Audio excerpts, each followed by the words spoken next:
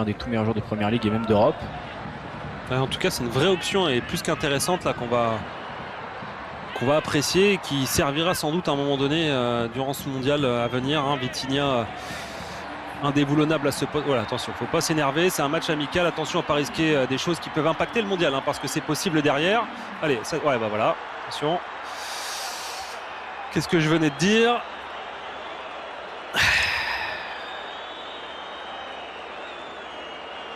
Ça sert strictement à rien. Et là, je crois qu'il a mis un coup, là, Léon. Hein. Raphaël Léon qui a complètement dégoupillé là sur cette échauffourée. S'il prend rouge, je le répète, ça a un impact. Ça a beau être un match amical, ça peut avoir un impact sur le prochain mondial. Un impact qu'il soit en termes de suspension, puis un impact aussi dans l'esprit de Roberto Martinez, hein, puisqu'un joueur qui comme ça dégoupille en fin de première période, ça ne met pas nécessairement un sélectionneur en confiance au moment de cocher son nom ou pas sur le 11 de départ. Vous n'avez pas forcément envie d'aligner un joueur qui peut vous faire vous retrouver à 10 alors qu'il y a encore 45 minutes à jouer derrière. Un gros plan sur Renato Vega qui est venu calmer un petit peu tout ça.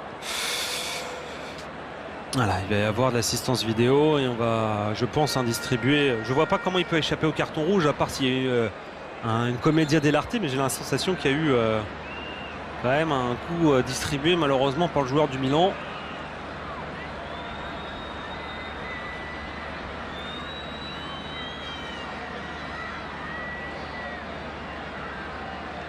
Ouais, les bas de rouge, voilà.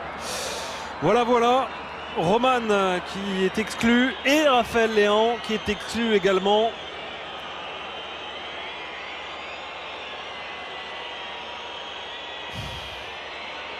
Alors là, voilà, pour ce geste-là, d'abord, effectivement, alors c'est pas Roman qui le prend. Roman vient pour s'interposer. Alors qu'est-ce qu'il vient faire? C'est vraiment pour ses... Ouais, c'est les deux là.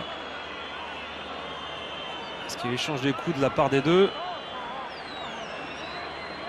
Là, je sais pas, je comprends pas. Elle n'est pas claire cette chute, en tout cas sous cet angle.